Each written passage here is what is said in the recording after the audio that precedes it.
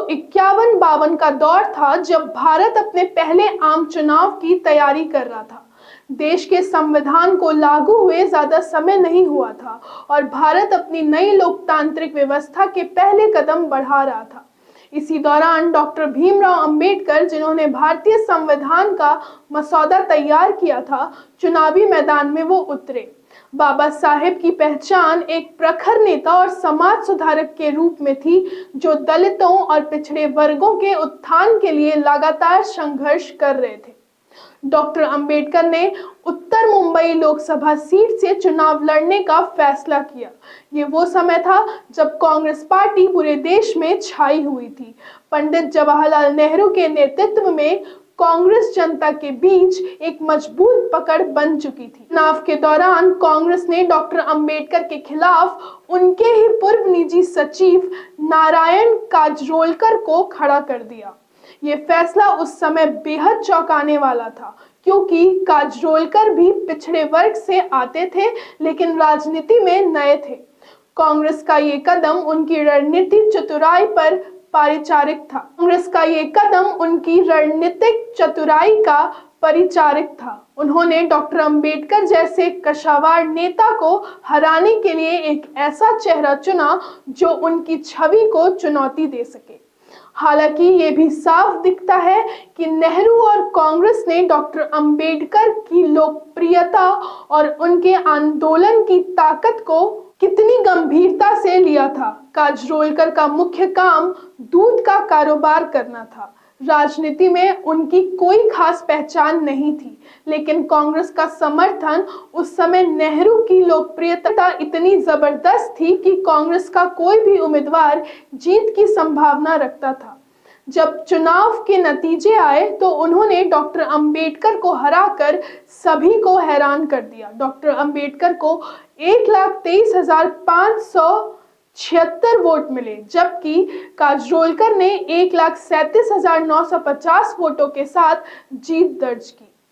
इस हार ने डॉक्टर अंबेडकर और उनके समर्थकों को झकझोर दिया। ये केवल एक चुनावी हार नहीं थी, बल्कि उनकी राजनीतिक करियर के लिए एक बड़ा झटका था। हालांकि मेरी नजर में इस हार का कारण केवल कांग्रेस की लोकप्रियता नहीं थी। डॉक्टर अंबेडकर का संगठन शेड्यूल्ड कास्ट फेडरेशन अभी इतना मजबूत नहीं था कि वो कांग्रेस जैसी पार्टी का मुकाबला कर सके। इसके अलावा जनता में डॉक्टर अंबेडकर के सामाजिक सुधारों को लेकर जितनी जागरूकता होनी चाहिए थी, उतनी नहीं थी। इस चुनावी शख्सियत के बावजूद डॉक्टर अंबेडकर ने हार नहीं मानी। इसके कुछ ही समय बाद उन्होंने बंडरा लोकसभा सीट से उपचुनाव लड़ा, लेकिन वहां भी कांग्रेस ने उन्हें हरा दिया। बावजूद इसके डॉक्टर अंबेडकर का समाज सुधार और दलित उत्थान के प्रति समर्पण कभी कम नहीं हुआ। डॉक्टर अंबेडकर का जीवन संघर्ष से भरा था। उन्होंने दलित समाज के अधिकारों के लिए न केवल लड़ाई लड़ी, बल्कि उन्हें मुख्य धारा में लाने का हर संभव प्रयास किया। वह केवल एक राजनेता नहीं, बल्कि एक समाज सुधारक, न्यायवादी और अर्थशास्त्री भी थे।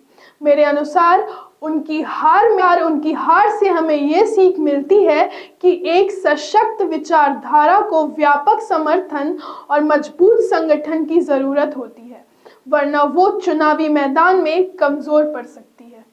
अपने जीवन के अंतिम दिनों में उन्होंने बौद्ध धर्म अपनाया और इससे लोगों के बीच फैलाने का प्रयास किया। चुनाव हारने के बावजूद डॉक्टर अंबेडकर की विरासत अमर रही।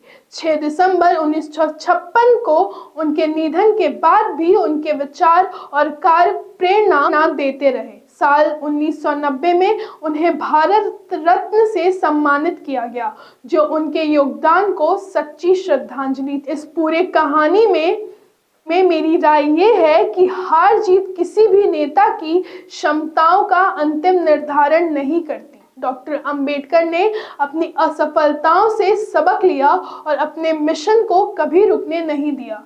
उनका जीवन हमें सिखाता है कि सच्चे संघर्ष की पहचान हार में नहीं, बल्कि उसे उभारने में है। फिलहाल के लिए इतना ही। बने रहिए प्राइम भारत न्यूज़ पर।